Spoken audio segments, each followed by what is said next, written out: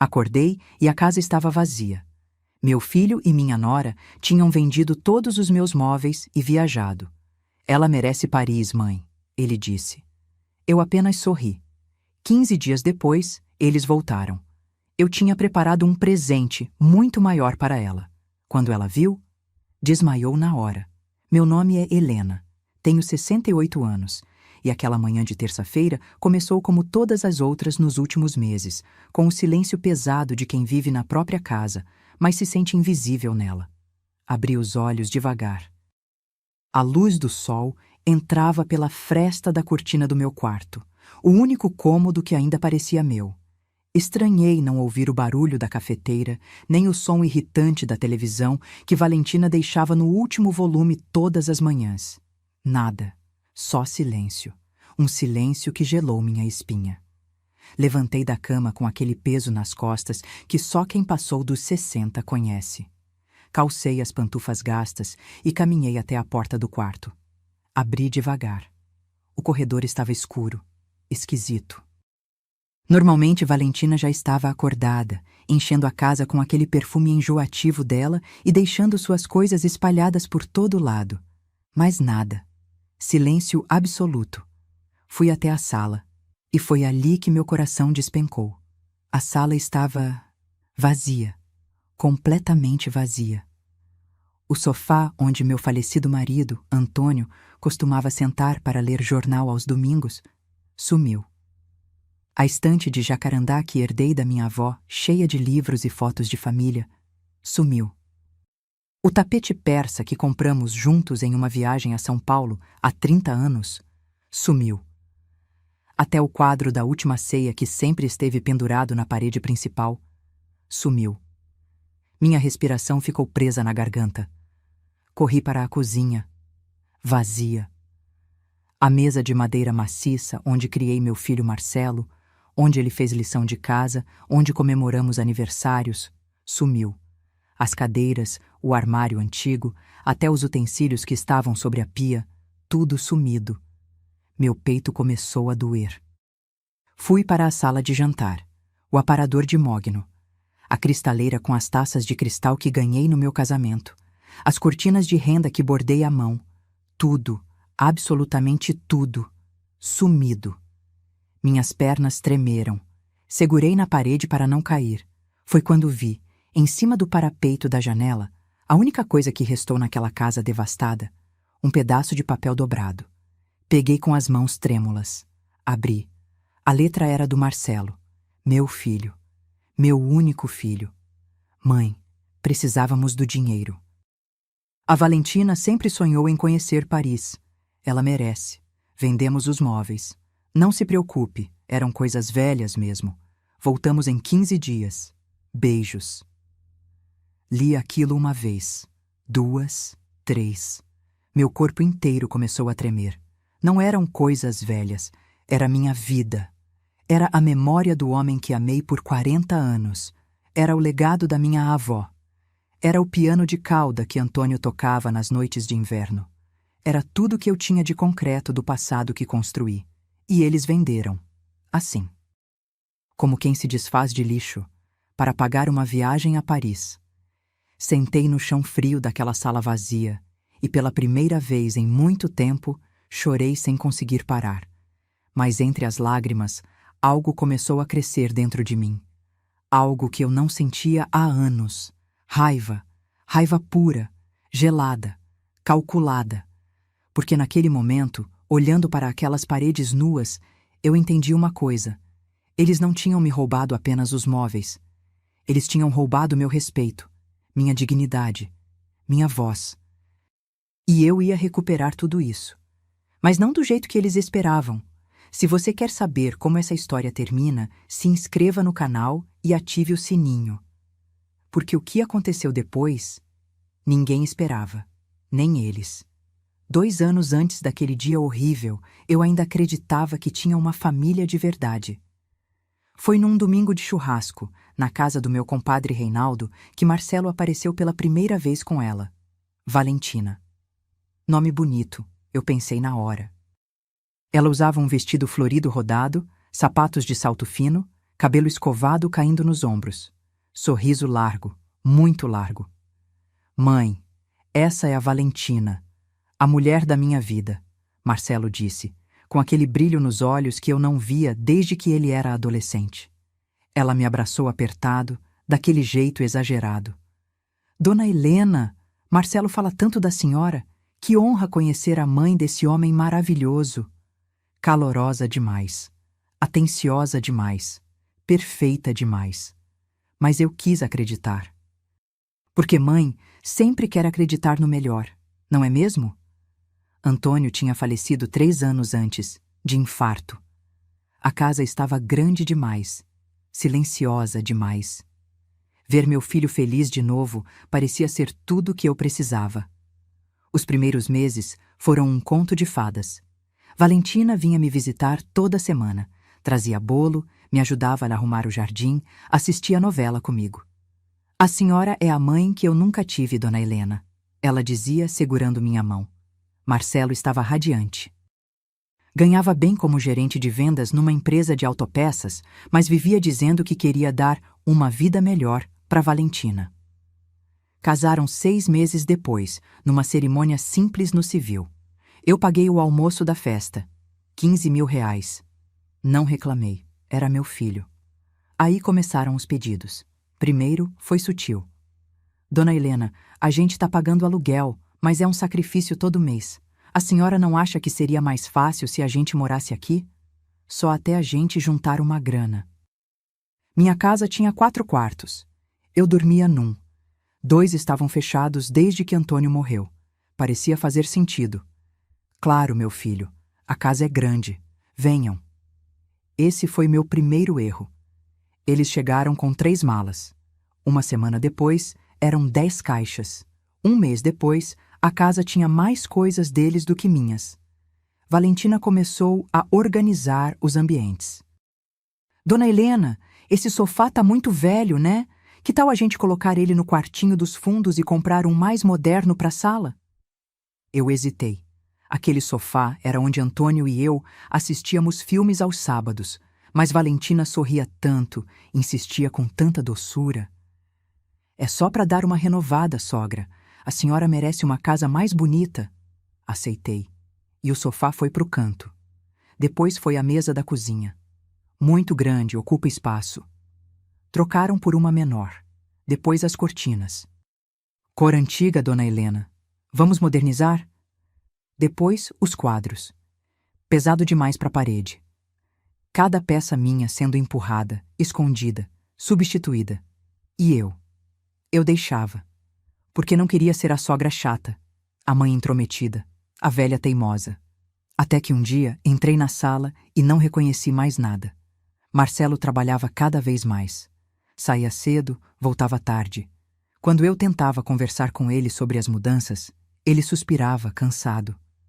Mãe, a Valentina só quer ajudar. Você precisa entender que ela tem gosto moderno. Relaxa. Relaxar.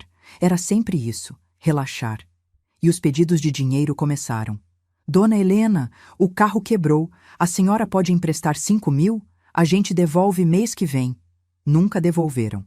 Sogra, a Valentina precisa de um tratamento dentário urgente. 15.000. É saúde, né? Paguei. Nunca vi recibo. Mãe, a empresa está devendo salário. Você pode ajudar com 10.000 para a gente não passar aperto? Ajudei. Sempre ajudei. No total, ao longo daqueles 2 anos, emprestei R$ 35.000 que nunca voltaram.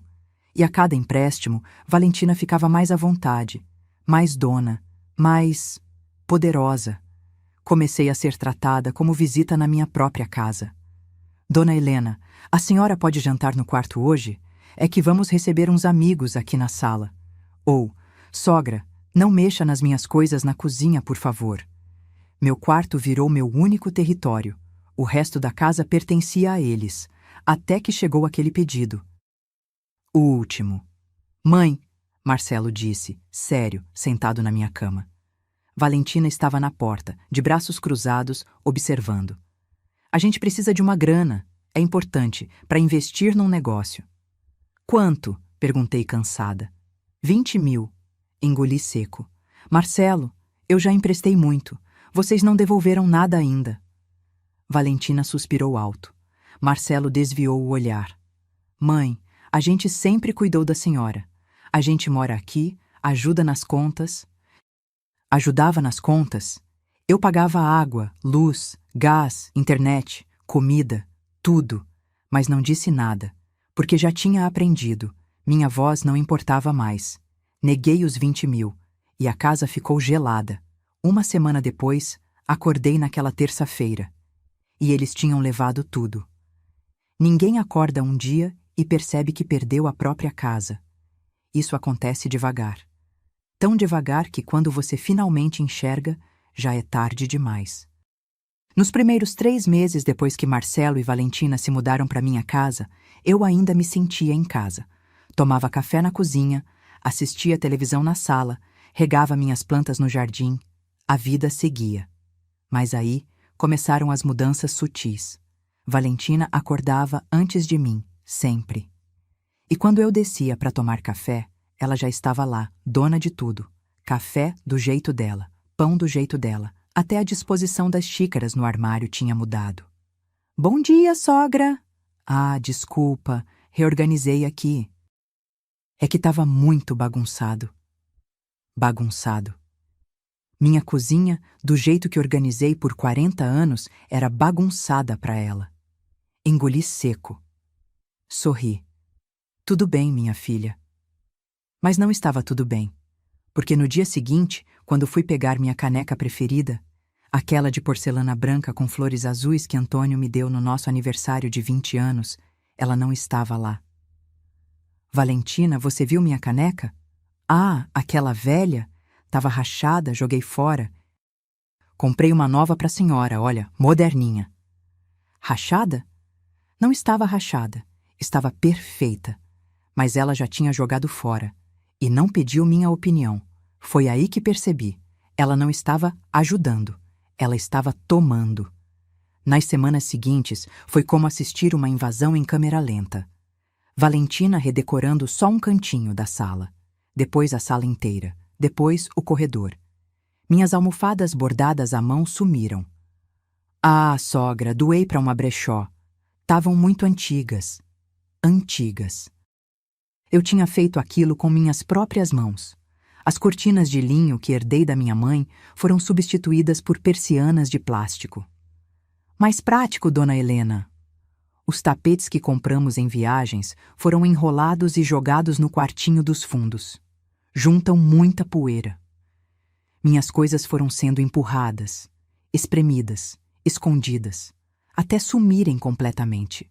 E eu ficava cada vez mais dentro do meu quarto, porque toda vez que eu saía, Valentina estava lá, mudando, organizando, apagando minha presença daquela casa. Até minhas fotos de família começaram a desaparecer das paredes. Coloquei num álbum para a senhora, tá guardadinho. É que a parede estava muito poluída. Poluída. Minha família era poluição visual para ela. Marcelo? Ah, Marcelo tinha virado um fantasma.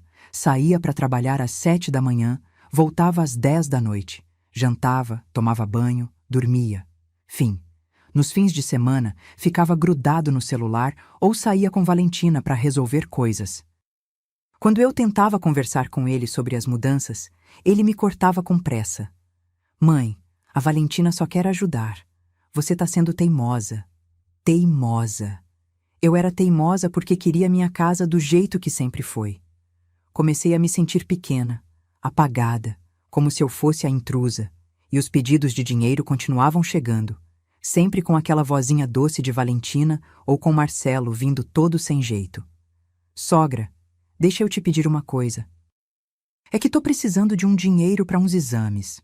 Mãe, a gente tá apertado esse mês. Você pode ajudar com uns 3.000? E eu ajudava. Sempre. Porque mãe é assim, né? A gente sempre acha que tá ajudando o filho. Mas depois dos 35.000 emprestados e nunca devolvidos, percebi a verdade. Eu não estava ajudando. Estava sendo usada. Foi numa sexta-feira à noite que tudo ficou claro. Eu estava no meu quarto, lendo. Ouvi risadas vindas da sala. Valentina estava ao telefone com alguém. Deixei a porta entreaberta, sem querer espiar, mas a voz dela era alta demais. Não, filha, tá tudo no caminho certo. A velha é mole, dá tudo o que a gente pede. Ah, a casa? Praticamente já é nossa. Ela só dorme num quarto, o resto é tudo comandado por mim. Não, ela não vai fazer nada. É daquelas velhinhas que tem medo de ficar sozinha, entende? Marcelo é tudo para ela. Ela não vai arriscar perder o filho. Meu sangue gelou. Ouvi tudo, cada palavra, cada risada. E naquele momento, com as mãos tremendo segurando o livro, entendi que eu não era mais a dona daquela casa. Não era mais mãe respeitada. Não era mais nada. Eu era a velha mole que atrapalhava os planos deles. Fechei a porta devagar. Sentei na cama. Respirei fundo. E pela primeira vez em meses, senti algo diferente de tristeza. Senti vergonha. Vergonha de mim mesma. Por ter deixado chegar até ali. Por ter aceitado cada humilhação calada. Por ter acreditado que amor de mãe significava aceitar qualquer coisa. Mas junto com a vergonha, veio uma centelha de algo mais forte. Dignidade. Eu não ia mais ser a velha mole. Ainda não sabia como, mas ia reagir. Só precisava do empurrão certo. E ele veio 3 semanas depois, numa terça-feira de manhã, quando acordei e a casa estava vazia. Aquela terça-feira começou com um silêncio que parecia gritar. Não foi só a ausência de barulho, foi a ausência de vida. Sabe quando você sente que algo está errado antes mesmo de abrir os olhos? Foi assim. Levantei da cama com o coração já acelerado, calcei as pantufas, abri a porta do quarto, o corredor estava escuro, frio, nenhum cheiro de café, nenhum som de televisão. Nada. Marcelo? Chamei. Silêncio. Valentina? Nada. Caminhei até a sala, e ali, naquele momento, meu mundo desabou. Vazio, completamente vazio. O sofá cinza que Valentina tinha comprado e colocado no lugar do meu, sumiu. A estante de jacarandá da minha avó, que ela tinha reorganizado, sumiu. O aparador de mogno que resistiu por 3 gerações na minha família, sumiu. Entrei na sala de jantar. A mesa, as cadeiras, o lustre, tudo sumido. Minha respiração estava presa. Fui até a cozinha. Os armários estavam abertos, vazios. Até os eletrodomésticos tinham ido embora. Geladeira, fogão, micro-ondas, liquidificador. Foi quando olhei para o canto perto da janela e vi algo que fez minhas pernas fraquejarem. O armário de parede onde eu guardava as roupas do Antônio. Aquelas que não consegui doar. A camisa xadrez que ele usava aos domingos. O casaco de couro que usei no velório dele. As gravatas. Tudo estava aberto, vazio. Eles levaram até as roupas do meu marido morto. Caí de joelhos ali mesmo, na cozinha fria e vazia, e um grito saiu do fundo da minha garganta. Um grito que eu segurava há meses, há anos talvez. Como eles puderam? Fiquei ali, não sei por quanto tempo, tentando processar o absurdo. Até que vi, no parapeito da janela, o único lugar que ainda tinha algo, um papel dobrado. Levantei com dificuldade. Peguei o papel, abri. A letra era do Marcelo. Desenhada, calma, sem pressa. Como se ele estivesse escrevendo uma receita de bolo e não destruindo minha vida. Mãe, desculpa fazer assim, mas não tinha outro jeito. Você nunca ia entender. A Valentina sempre sonhou em conhecer Paris. Ela merece. Merece viver coisas bonitas. Eu quero dar isso para ela. Vendemos os móveis. Conseguimos um bom preço. 180 mil dólares. Dá para fazer uma viagem incrível e ainda sobra para a gente investir. Não fica chateada. Eram coisas velhas mesmo, mãe. Você não precisa de tudo isso. A casa tá grande demais para a senhora. Quando a gente voltar, em uns 15 dias, a gente conversa sobre o futuro. Beijos, Marcelo.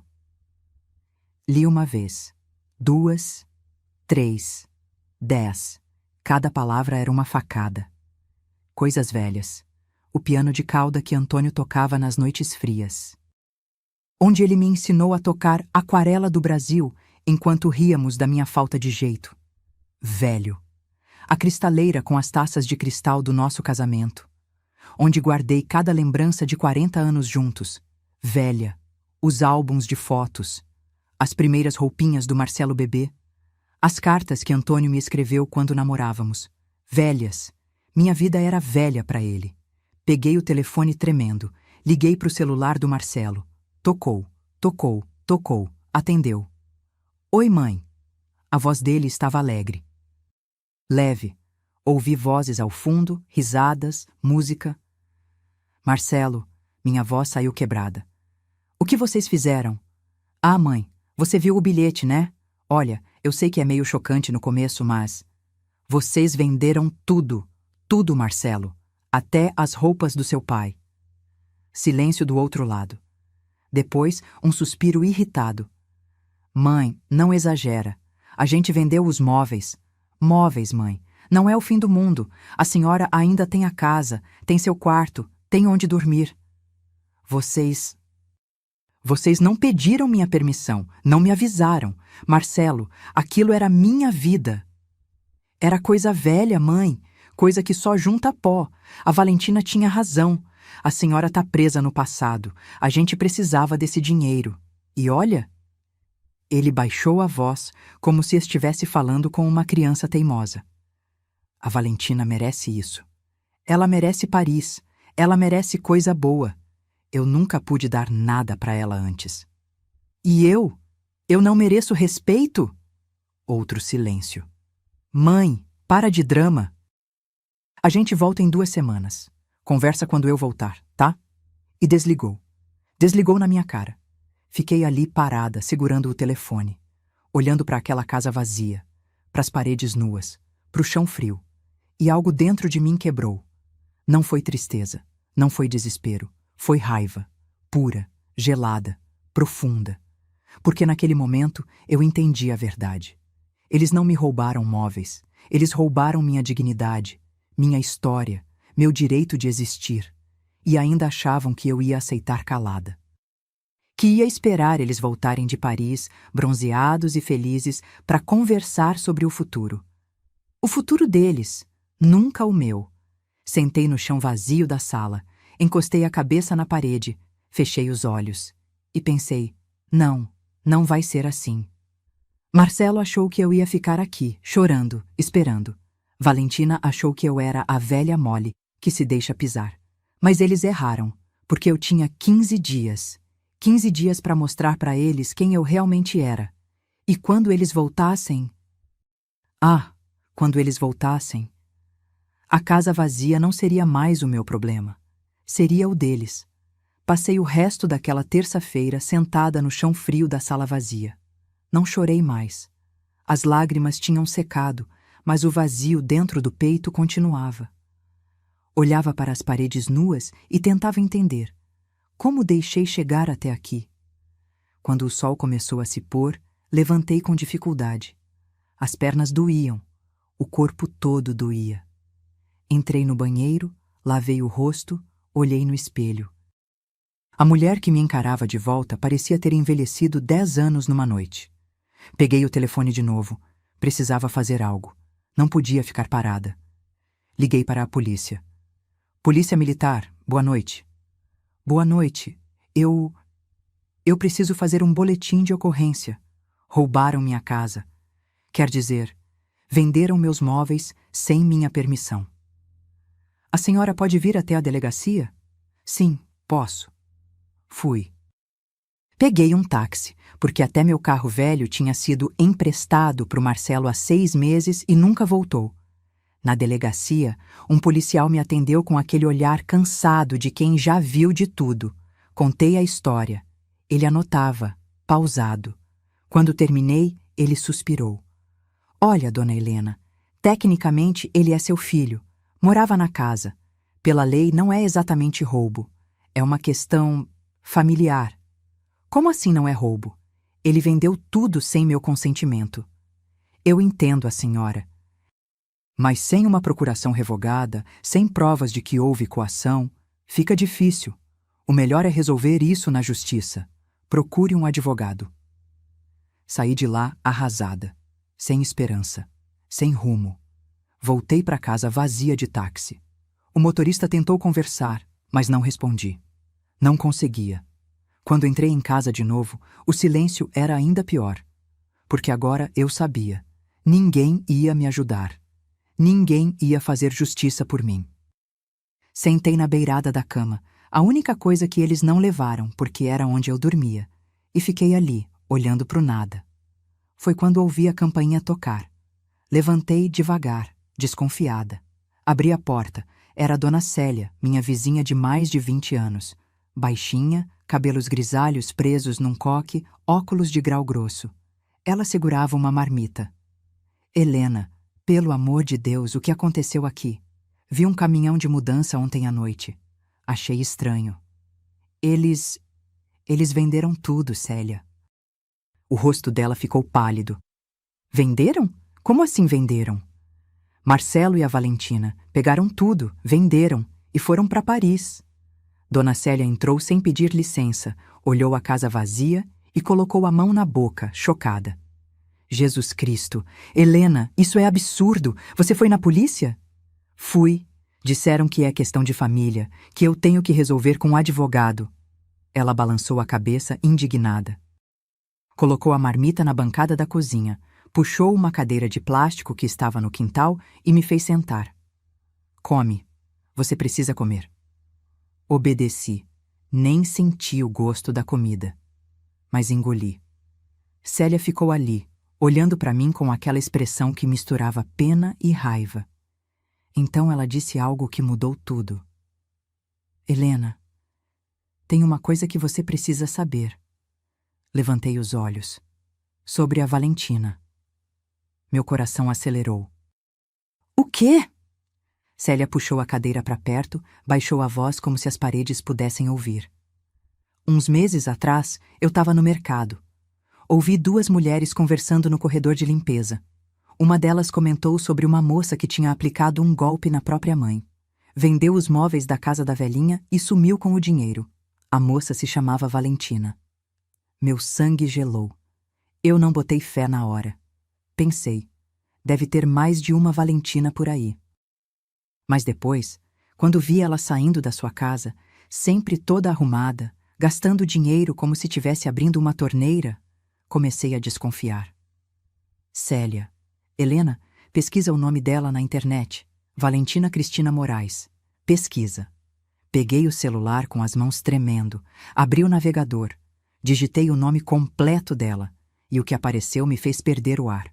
Notícias. Várias notícias. Mulher é investigada por golpe contra a idosa em Goiânia. Nora vende bens da sogra e desaparece com dinheiro. Família denuncia golpista que se passa por nora carinhosa.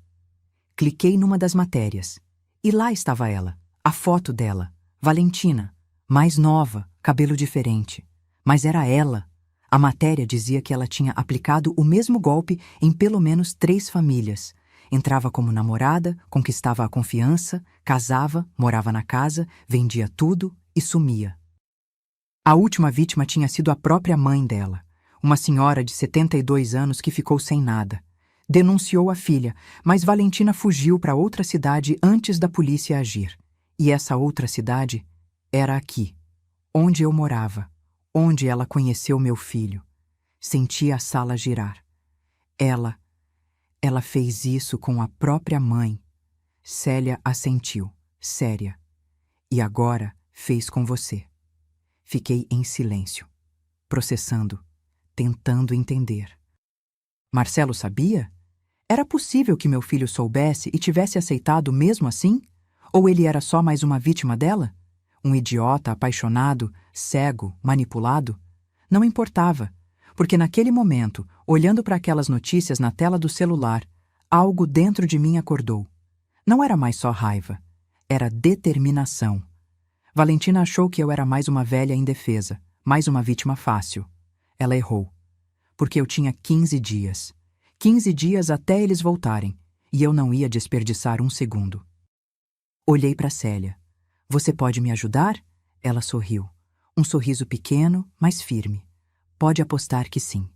E foi ali, naquela cozinha vazia, com a única vizinha que se importou, que o plano começou a nascer. Eles me tiraram tudo, mas esqueceram de uma coisa.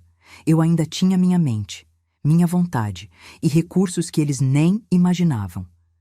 Quando Marcelo e Valentina voltassem de Paris, eles não iam encontrar a velha Molly chorando num canto. Iam encontrar uma mulher que tinha preparado o maior presente da vida deles. E esse presente ia doer. Muito. Na quarta-feira de manhã, acordei com um propósito que não sentia há anos. Não era mais raiva cega. Era clareza, frieza, estratégia. Tomei banho, me arrumei, passei batom pela primeira vez em meses. Olhei no espelho e disse para mim mesma: você tem 15 dias, use cada minuto. A primeira ligação foi para o Dr. Augusto Ferreira, um advogado que Antônio conhecia há décadas. Ele tinha ajudado com o inventário quando meu marido morreu. Era sério, competente, direto. Dona Helena, quanto tempo? Como posso ajudá-la? Contei tudo, do começo ao fim.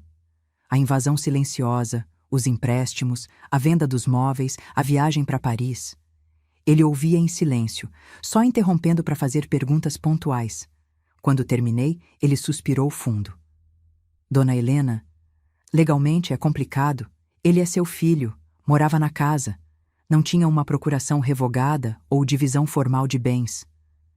Mas o quê? A casa está em nome de quem? Meu, só meu. Quando Antônio morreu, deixou tudo para mim. Marcelo nunca foi incluído na escritura. Silêncio do outro lado. Então, a casa é inteiramente sua. Nenhuma parte dela pertence ao Marcelo, correto? Sim. E você tem quanto de patrimônio além da casa? Respirei fundo. Era hora de revelar o que nem Marcelo sabia. Tenho uma conta poupança que Antônio deixou. Ele não colocou no inventário porque tinha aberto em sigilo, como reserva de emergência, 420 mil reais. Ouvi Dr. Augusto prender a respiração. Dona Helena, seu filho sabe disso?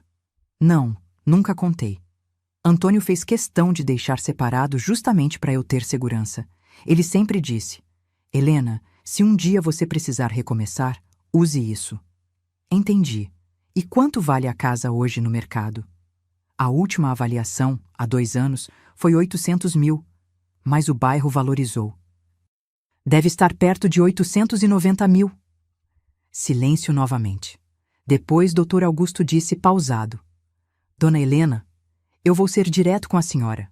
Legalmente, processar o Marcelo pela venda dos móveis vai ser longo, caro e desgastante. Pode levar anos. E no fim, mesmo que ganhe, ele provavelmente não tem como devolver o dinheiro. Ele gastou tudo em Paris. Meu coração apertou. Então não tem o que fazer? Eu não disse isso. Como assim? A casa é sua, totalmente sua. E a senhora tem recursos, então a minha sugestão é diferente. Estou ouvindo. Venda a casa, imediatamente, antes deles voltarem. Mude-se. Compre algo menor, confortável, só para a senhora. E proteja o dinheiro que sobrar de forma que eles nunca possam tocar, nem na justiça. Fiquei em silêncio. E quanto ao testamento? Ele continuou. A senhora tem um? Tenho, mas está velho. Deixa tudo para o Marcelo. Então vamos fazer outro, urgente, deserdando ele. E vou incluir cláusulas de proteção para que ele não possa contestar. Posso fazer isso? Pode, principalmente se documentarmos o que ele fez, as vendas, a falta de autorização, o abandono. Vou preparar tudo. Meu coração batia rápido. Aquilo era real. Eu podia fazer isso. Doutor Augusto, quanto tempo leva para vender uma casa? Depende. Com preço bom e comprador à vista, 1 semana, 10 dias no máximo. Então vamos começar agora. A senhora tem certeza? É uma decisão radical. Tenho. Total. Desliguei o telefone e, pela primeira vez em meses, sorri. Na quinta-feira, Dr. Augusto já tinha mobilizado tudo. Veio um corretor imobiliário avaliar a casa. Homem sério, de terno, tablet na mão. Caminhou pelos cômodos vazios, mediu, anotou. Dona Helena, essa casa vale R$ 890 mil fácil. Se colocar por 850, fecha em uma semana. Então coloca por 850 e fecha rápido. Ele sorriu. Vou colocar à venda hoje mesmo. No sábado, 3 famílias já tinham vindo visitar. Na segunda-feira seguinte, uma delas fez proposta. 890 mil. À vista. Aceitei na hora. Enquanto isso, o Dr. Augusto preparava o Novo Testamento. Cláusulas blindadas. Marcelo ficava oficialmente deserdado, com justificativas documentadas. Abandono material, venda não autorizada de bens, apropriação indébita. Mas, Dona Helena, ele disse, para isso ter peso total, a senhora precisa provar tudo. Tem como conseguir provas? Tenho, eu disse, segura, porque Célia tinha me dado uma ideia. Sentei com ela na cozinha vazia naquela terça à noite. Ela trouxe o notebook velho dela. Helena, a Valentina tem redes sociais? Tem, Facebook e Instagram. Então vamos lá. Abrimos o perfil dela, e o que vimos foi revoltante. Fotos, dezenas de fotos em Paris. Ela na Torre Eiffel, ele no Arco do Triunfo. Jantares chiques, compras em lojas de grife, stories diários. E a legenda de uma delas dizia: finalmente realizando meus sonhos. Depois de tanto sacrifício, a vida tá me recompensando. Paris, te amo. Sacrifício. Ela chamou roubar minha casa de sacrifício. Captura tudo, Célia disse. Print de cada foto, cada legenda, cada data. Fizemos isso. Criamos uma pasta digital completa. Depois, Célia me mostrou as notícias antigas sobre Valentina. Imprimimos tudo. Boletins de ocorrência de outras vítimas, relatos, fotos. Isso aqui é ouro, Helena. Prova que ela é reincidente.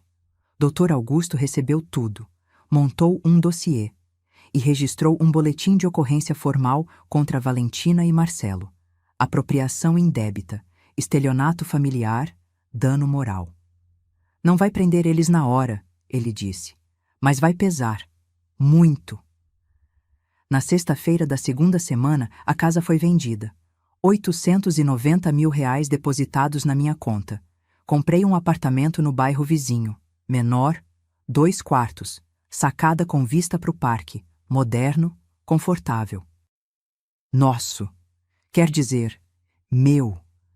Custou 380 mil. Sobrou 510 mil. Somados aos 420 mil da poupança, eu tinha 930 mil. Dr. Augusto me ajudou a investir tudo de forma blindada. Aplicações em meu nome, com cláusulas que impediam qualquer tentativa de penhora ou divisão forçada. Nem se ele processar por abandono afetivo, consegue tocar nisso, Dr. Augusto garantiu. Nos últimos 3 dias antes deles voltarem, me mudei. Móveis novos. Simples, mas bonitos. Sofá de linho bege, mesa de janela redonda, prateleiras cheias de livros novos, quadros que eu escolhi, tudo novo, tudo meu. Célia me ajudou a organizar tudo, e no último dia ela preparou um presente especial para Valentina. Uma pasta, grossa, organizada, com divisórias coloridas. Dentro, cópias das notícias sobre os golpes dela, prints das fotos de Paris, cópia do boletim de ocorrência, cópia do Novo Testamento, cópia da escritura da casa. Vendida. Notificação extrajudicial exigindo devolução dos 180 mil. Quando ela abrir isso, Célia disse sorrindo, vai cair para trás. Eu sorri também, porque pela primeira vez em anos eu estava no controle. Na noite antes deles chegarem, sentei na sacada do meu apartamento novo, tomando um chá de camomila. Olhei para a cidade iluminada lá embaixo, respirei fundo e pensei, amanhã eles voltam e descobrem que a velha Molly acordou. Os últimos dias antes deles voltarem foram os mais intensos da minha vida. Não dormi direito, não pela angústia, mas pela adrenalina.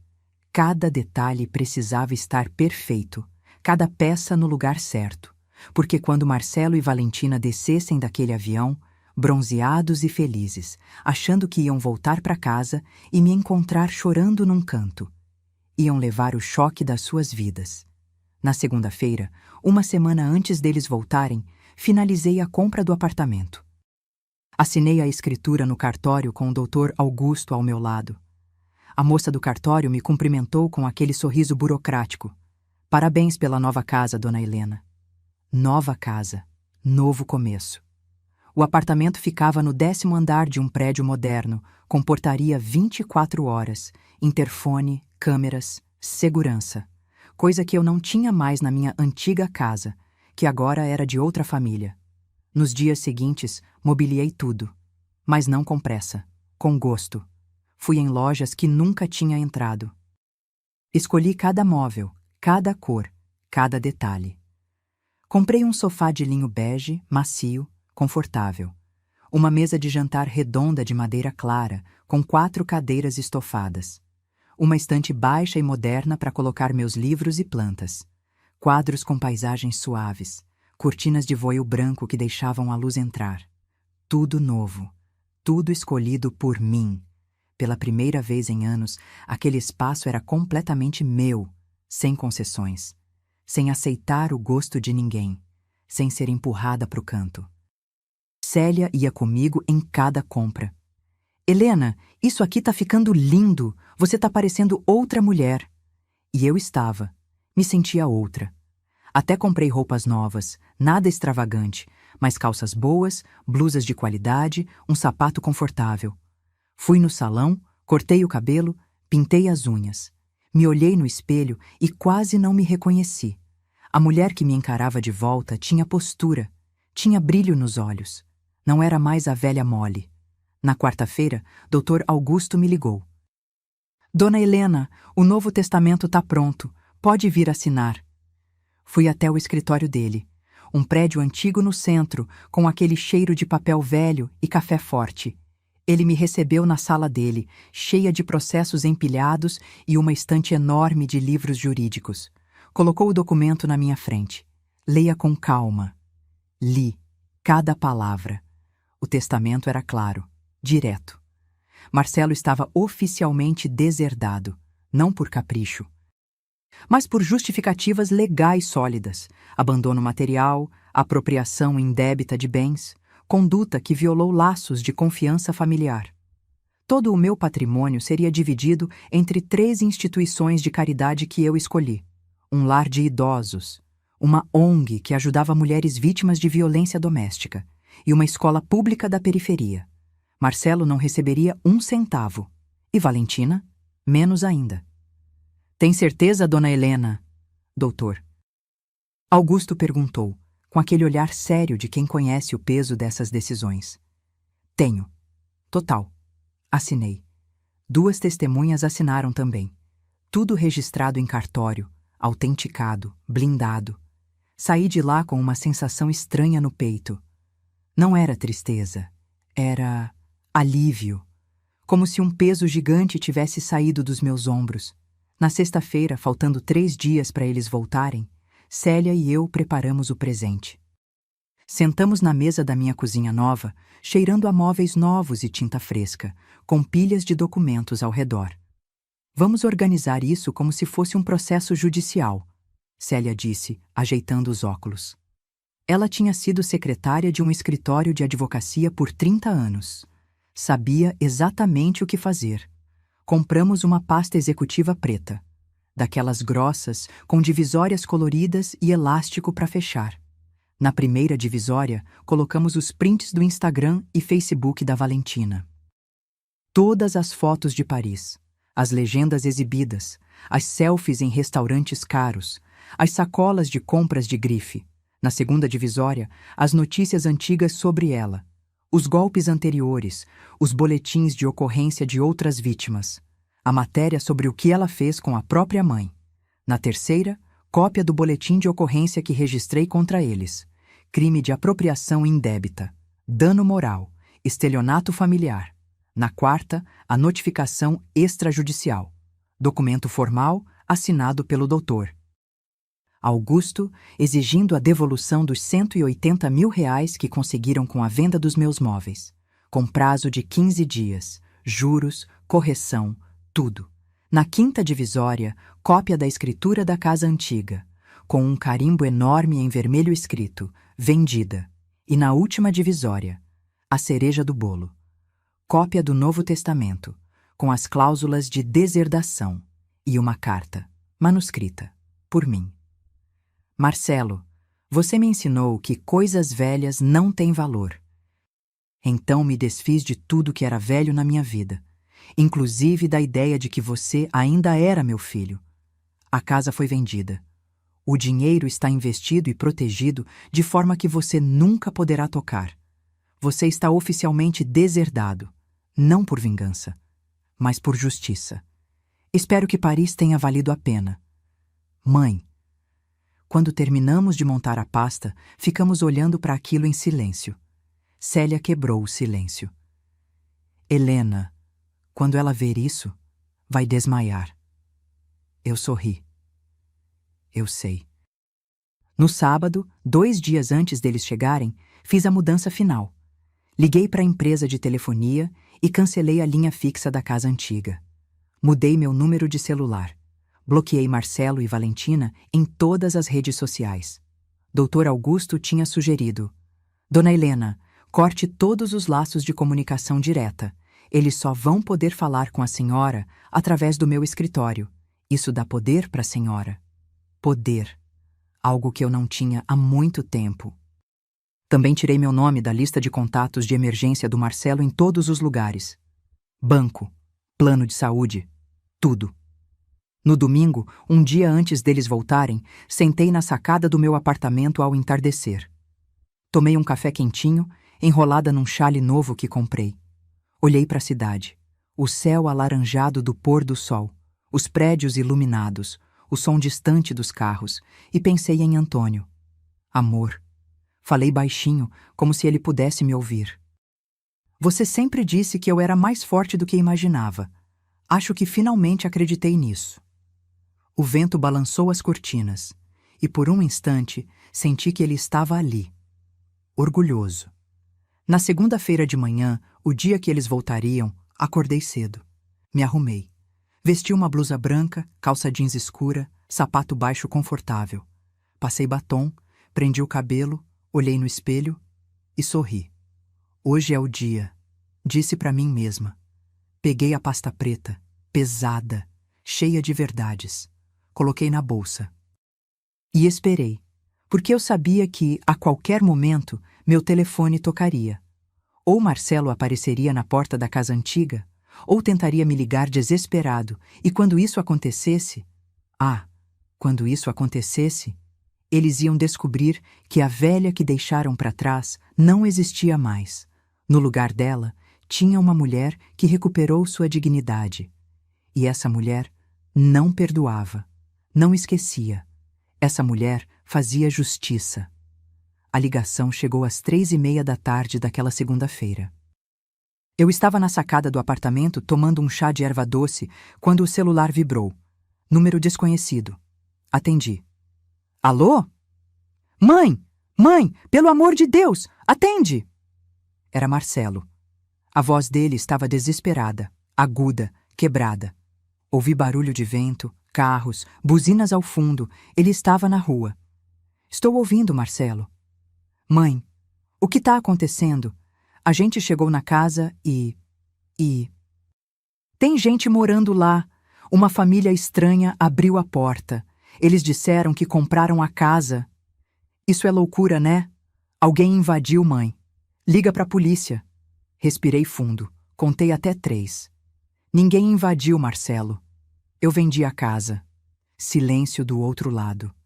Um silêncio tão pesado que quase consegui ouvir o mundo dele desabando. O quê? Eu disse. Eu vendi a casa. R$ 890 mil. À vista. Negócio fechado há 1 semana. Você não pode ter feito isso. Aquela casa é nossa, é da família. Minha voz saiu gelada, firme. Era minha, Marcelo. Só minha. Você nunca foi incluído na escritura. E família? Família não vende os móveis da própria mãe para viajar para Paris. Ouvi a respiração dele acelerar. Depois, a voz da Valentina ao fundo, histérica. O quê? O que ela fez? Marcelo estava em pânico. Mãe, espera, espera. A gente pode conversar. Foi um erro, tá? A gente não pensou direito, mas você não pode vender a casa. Onde a gente vai morar? Isso não é mais problema meu. Como assim não é seu problema? Eu sou seu filho. E eu era sua mãe. Mas você me tratou como lixo. Valentina arrancou o telefone dele. A voz dela entrou na ligação, gritando. Dona Helena, a senhora tá louca. A senhora não pode fazer isso com a gente. A gente tem direitos. Direitos? Respondi, com uma calma que até me assustou. Vocês têm direito de devolver os 180 mil reais que roubaram de mim. O resto não tem direito a nada. A senhora vai se arrepender disso. A gente vai processar. A gente vai... Desliguei. Bloqueei o número. Minha mão não tremeu. Meu coração não acelerou. Eu estava em paz. 15 minutos depois, a campainha do apartamento tocou. Olhei pelo olho mágico. Era eles. Marcelo, de mochila nas costas, rosto vermelho de tanto chorar ou gritar, não sei. Valentina ao lado, de óculos escuros enormes, batom borrado, expressão furiosa. Abri a porta, mas deixei a corrente de segurança presa. Mãe, pelo amor de Deus, deixa a gente entrar. A gente precisa conversar. Não tem nada para conversar, Marcelo. Valentina empurrou ele de lado. Dona Helena, a senhora tá fora de si. A senhora vendeu a casa sem avisar a gente? Isso é ilegal. Não é. A casa era minha. Totalmente minha. Tenho direito de vender quando quiser. Mas a gente morava lá. Moravam de favor, sem contrato, sem pagar nada. E em troca, venderam meus móveis. Marcelo tentou de novo, com aquela voz de menino chorão que ele usava quando queria algo. Mãe, por favor. A gente errou, tá bom? A gente errou. Mas você não pode fazer isso. Onde a gente vai dormir hoje? Não sei. Talvez num hotel. Com o dinheiro que sobraram dos 180 mil que vocês pegaram. Valentina explodiu. A senhora é uma velha cruel. A senhora sempre foi assim, egoísta, nojenta. Olhei nos olhos dela e sorri. Eu tenho um presente para você, Valentina. Que presente? Peguei a pasta preta que estava na mesa perto da porta. Passei pela fresta. Marcelo pegou, confuso. O que é isso? Abre. Ele abriu, começou a folhear, e o rosto dele foi perdendo a cor. Valentina arrancou a pasta das mãos dele, começou a ler. Virou as páginas, viu os prints de Paris, as notícias sobre os golpes dela. O boletim de ocorrência, a notificação extrajudicial, a escritura da casa, vendida. E quando chegou na última divisória, quando viu a cópia do testamento, ela ficou branca, completamente branca. Isso não pode ser verdade. É. E está registrado em cartório. Você tem 15 dias para devolver os 180 mil reais. Senão, vou entrar com processo criminal, apropriação indébita, estelionato, dano moral. Pode dar de 3 a 5 anos de prisão. Valentina começou a tremer. As pernas dela fraquejaram. E então, ela desmaiou. Caiu no corredor do prédio de costas, batendo a cabeça no chão. Marcelo gritou. Valentina! Valentina! Eu não me movi.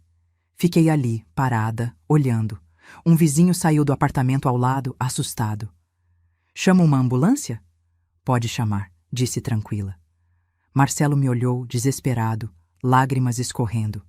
Mãe, ajuda! Faz alguma coisa. Eu já fiz, Marcelo. Eu me ajudei.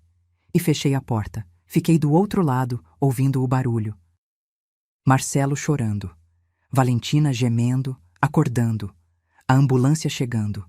Vozes de vizinhos. Confusão. Mas eu não abri a porta de novo. Não porque eu era cruel, mas porque finalmente, depois de anos sendo pisada, humilhada, desrespeitada, eu tinha escolhido a mim mesma. 2 horas depois, recebi uma mensagem de número desconhecido. Era do Marcelo. Mãe, a Valentina tá no hospital.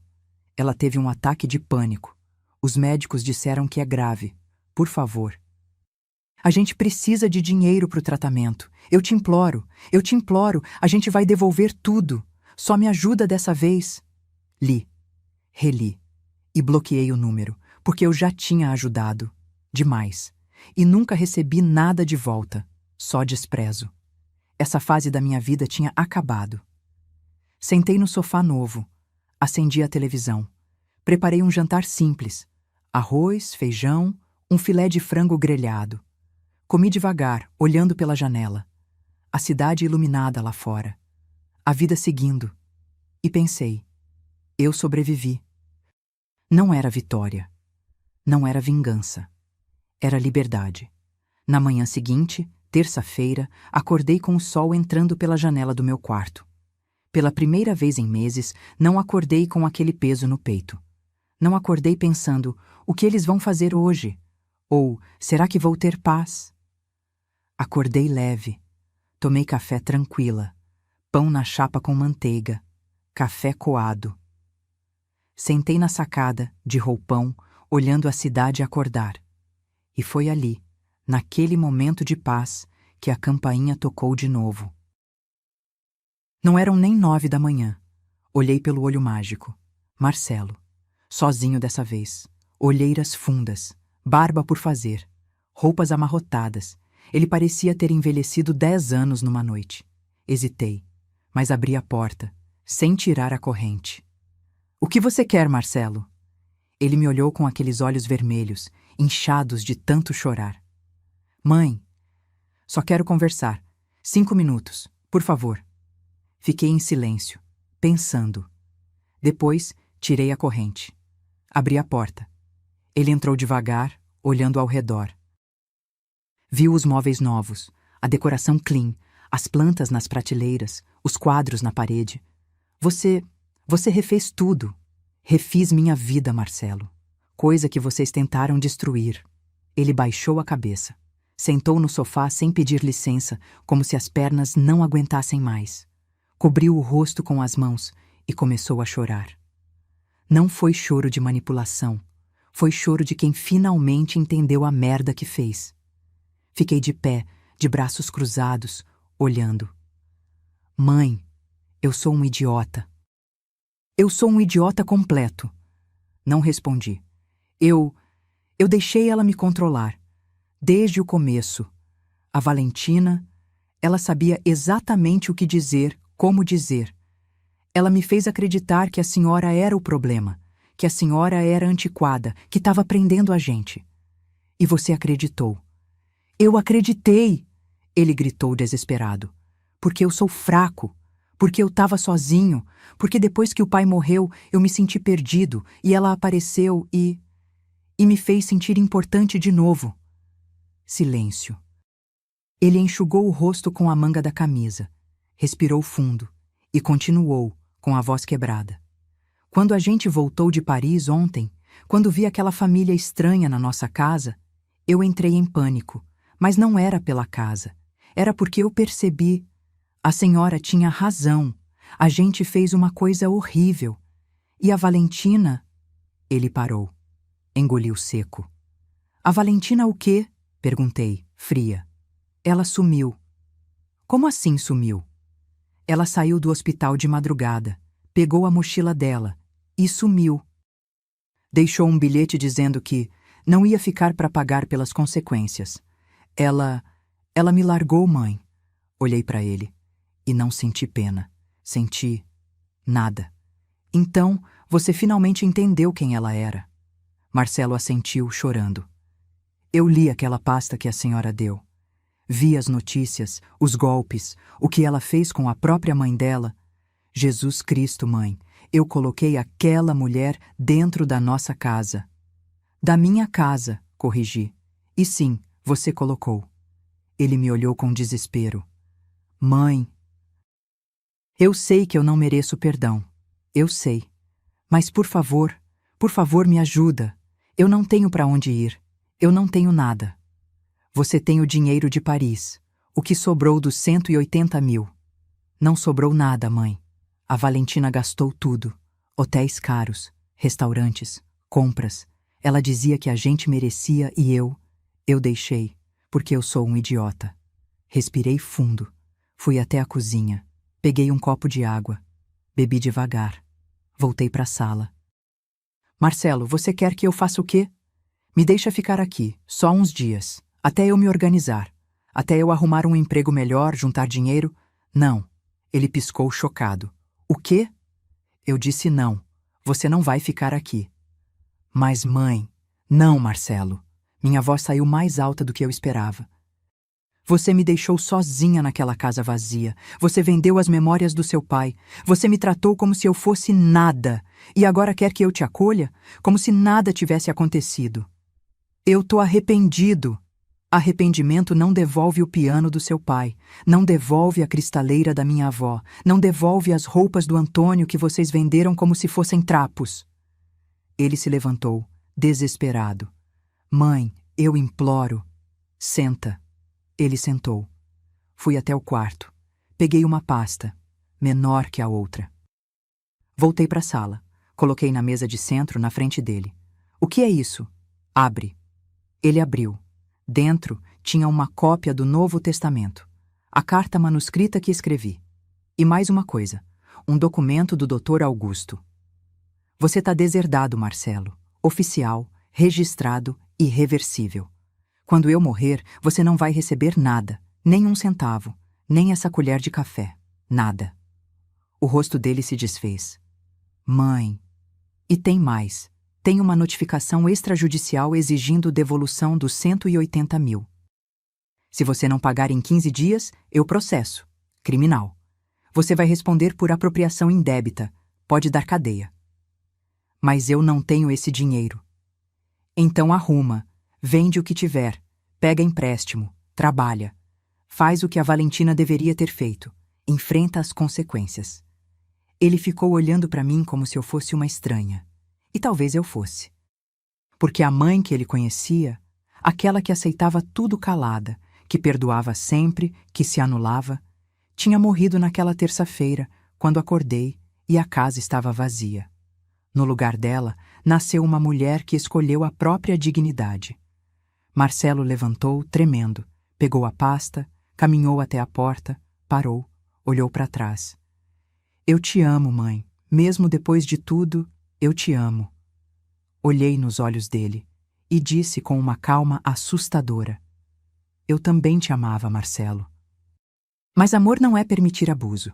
Amor não é aceitar desrespeito. E você me ensinou isso da pior forma possível. Ele abriu a porta, saiu. E eu fechei. Não tranquei na hora. Fiquei ali, parada, ouvindo os passos dele se afastarem pelo corredor. Ouvi o elevador abrir, fechar, descer. E então, silêncio. Tranquei a porta. Voltei para a sacada, sentei, olhei para a cidade e chorei. Mas não era choro de dor, era choro de alívio, porque pela primeira vez na vida eu tinha colocado limites, tinha dito não, tinha escolhido a mim. E isso era liberdade. 3 meses se passaram desde aquele dia. 3 meses de silêncio, de paz, de reconstrução. Marcelo tentou me ligar mais algumas vezes, sempre de números diferentes. Deixou mensagens, algumas desesperadas, outras raivosas, outras pedindo perdão. Bloqueei todos. Dr. Augusto cuidou de tudo, manteve contato formal através do escritório dele. Marcelo não conseguiu pagar os 180 mil reais. Não tinha como. Valentina tinha sumido com tudo. Entramos com o processo criminal. Ele foi indiciado por apropriação indébita. O juiz determinou que ele pagasse em parcelas mensais, sob pena de prisão. R$ 2.500 por mês durante 6 anos. Não era o valor total, mas era justiça. Quanto a Valentina? Essa história teve um final que nem eu imaginava. 1 mês depois de tudo, Dr. Augusto me ligou. Dona Helena, tem novidades sobre a Valentina? O quê? A polícia de Goiânia prendeu ela. Tentou aplicar o mesmo golpe em outra família, mas dessa vez a vítima conhecia o histórico dela. Denunciou na hora. Ela foi pega em flagrante. Meu coração acelerou. E agora? Agora ela vai responder por todos os crimes anteriores, incluindo o que fez com a senhora. Estou juntando seu processo ao da acusação. Ela pode pegar de 5 a 8 anos de prisão. Desliguei o telefone e fiquei olhando para a parede. Valentina, a mulher que entrou na minha casa com sorrisos falsos e planos diabólicos, estava presa. Não foi vingança minha. Foi a própria ganância dela que a destruiu. Justiça poética. A vida seguiu. Devagar, mas seguiu. Comecei a frequentar um grupo de convivência para idosos no centro comunitário perto do prédio. Conheci outras mulheres. Dona Célia ia comigo. Fazíamos artesanato, dançávamos forró, jogávamos dominó. Rimos muito. Descobri que eu tinha uma vida além de ser mãe do Marcelo ou viúva do Antônio. Eu era Helena, e Helena tinha voz, tinha gosto próprio, tinha vontade. Fiz amizades de verdade, mulheres que, como eu, tinham sobrevivido a dores profundas. Algumas tinham perdido maridos, outras, filhos. Outras tinham sido traídas, abandonadas, desrespeitadas, mas todas estavam ali, de pé, reconstruindo, e isso me dava força. 6 meses depois daquele dia terrível, recebi uma carta. Era de Marcelo, manuscrita. Em papel de caderno simples, a letra trêmula. Hesitei antes de abrir, mas abri. Mãe, eu sei que não tenho direito de pedir nada. Eu sei que estraguei tudo. Mas preciso que a senhora saiba. Eu aprendi. Estou morando num quarto alugado na periferia. Trabalho como motorista de aplicativo. Pago as parcelas do processo em dia. É pouco. É justo. Acordo todo dia lembrando do que fiz, da dor que causei. E não tem um dia que eu não me arrependa. Não estou pedindo perdão. Não mereço. Só queria que a senhora soubesse que eu finalmente entendi o que o pai tentava me ensinar. Caráter, dignidade, respeito. Aprendi tarde. Aprendi da pior forma. Mas aprendi. Se um dia a senhora quiser conversar, estarei aqui. Mas se não quiser, eu entendo. Seu filho, que não soube ser Marcelo. Dobrei a carta devagar. Coloquei de volta no envelope e guardei numa gaveta. Não respondi. Não liguei. Mas também não joguei fora. Porque parte de mim, aquela parte que foi mãe por 30 e tantos anos, ainda tinha um fio de esperança de que ele realmente tivesse mudado. Mas dessa vez, não era ele quem decidia se teríamos contato de novo.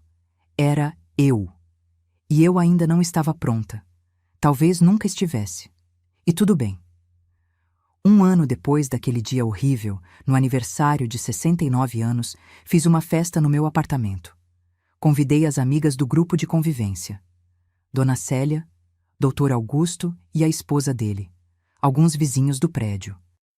Decorei tudo com balões coloridos. Fiz brigadeiro, bolo de chocolate, coxinha, quibe. Coloquei música, dancei. Ri até doer a barriga. E no final da noite, quando todos foram embora e eu fiquei sozinha na sacada, olhando as estrelas, pensei: eu consegui. Consegui sobreviver à traição. Consegui reconstruir minha vida. Consegui escolher a mim mesma.